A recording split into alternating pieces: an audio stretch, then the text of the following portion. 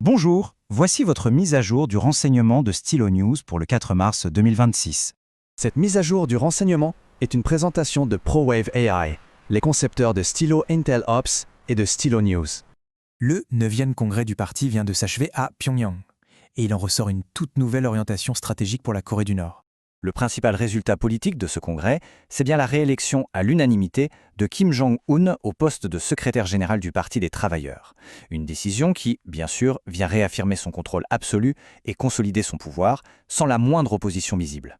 Mais ce congrès ne s'est pas limité à confirmer le statut du leader actuel. Il a aussi, et c'est crucial, jeté les bases pour l'avenir. On va donc maintenant s'intéresser à la consolidation du commandement et surtout au plan de succession. En effet, plusieurs sources de renseignements indiquent qu'un successeur est activement préparé pour prendre les rênes du pouvoir. Et tous les regards se tournent vers une personne en particulier, la fille de Kim Jong-un, Kim Joo-hae.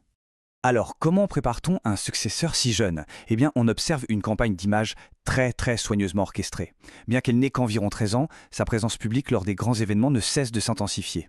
Des rumeurs la disent même nommée à la tête des forces nucléaires. Et puis il y a ces photos, la montrant en train de tirer à la carabine. L'objectif est clair, renforcer son image militaire et envoyer un signal fort de continuité dynastique. Passons maintenant au volet militaire.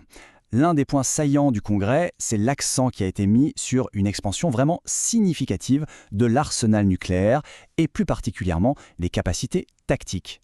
Et pour bien marquer les esprits, juste avant l'ouverture du Congrès, Pyongyang a procédé à une véritable démonstration de force. On parle ici du déploiement officiel de 50 nouveaux lance-roquettes multiples de 600 mm. Alors, il ne faut pas voir ça comme de simples lance-roquettes. Ces nouveaux systèmes sont une avancée technologique majeure. Ils sont non seulement capables de tirer des ogives nucléaires, mais ils sont aussi améliorés par intelligence artificielle pour un ciblage beaucoup plus précis. En fait, la frontière entre ce qui est de l'artillerie classique et un missile balistique devient de plus en plus floue. Et ce n'est là qu'une partie d'un tableau beaucoup plus large. Ces déploiements s'inscrivent dans une stratégie globale de modernisation militaire.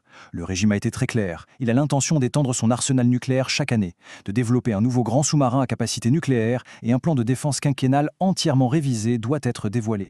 Maintenant, regardons au-delà des frontières. Sur la scène mondiale, la position stratégique de la Corée du Nord se trouve renforcée par une alliance de plus en plus profonde avec la Russie. C'est un point clé. Cette coopération militaire, qui est maintenant formalisée, est vraiment une alliance où chacun y trouve son compte. D'un côté, la Corée du Nord fournit des troupes pour l'expérience du combat, mais aussi des stocks d'artillerie et de missiles. De l'autre, la Russie offre en retour du matériel militaire de pointe, des équipements de guerre électroniques et bien sûr un soutien diplomatique et économique qui est absolument vital pour Pyongyang. Et pour bien se rendre compte de l'ampleur de cette coopération, il y a un chiffre qui parle de lui-même.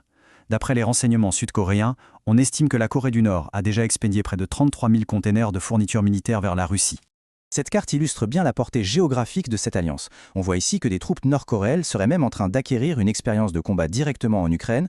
Ça nous montre à quel point la coopération entre les deux pays a des implications directes et complexes sur la scène géopolitique actuelle. Voilà pour ce tour d'horizon des faits marquants. Ceci conclut notre briefing matinal, mais bien sûr, une analyse bien plus détaillée vous attend. Pour celles et ceux qui souhaitent creuser le sujet, nous avons préparé une analyse complète. On y décortique ces développements et surtout leur impact sur la sécurité de toute l'Asie de l'Est. Dans cette analyse complète, on se penche sur plusieurs questions essentielles. Est-ce que cette expansion nucléaire annonce une nouvelle course aux armements ? Quel est l'avenir de la dynastie Kim ? Comment l'axe russo-nord-coréen est-il en train de redessiner les alliances mondiales ? Et enfin, quelles sont les perspectives stratégiques pour la région ? Pour écouter cette analyse, c'est très simple. Retrouvez la mise à jour du renseignement de Stylo News sur votre chaîne d'écoute habituelle ou suivez simplement le lien qui accompagne cette publication. Merci de nous avoir suivis. Pour des actualités à la demande alimentées par l'intelligence artificielle, n'hésitez pas à vous abonner sur www.stylonews.com.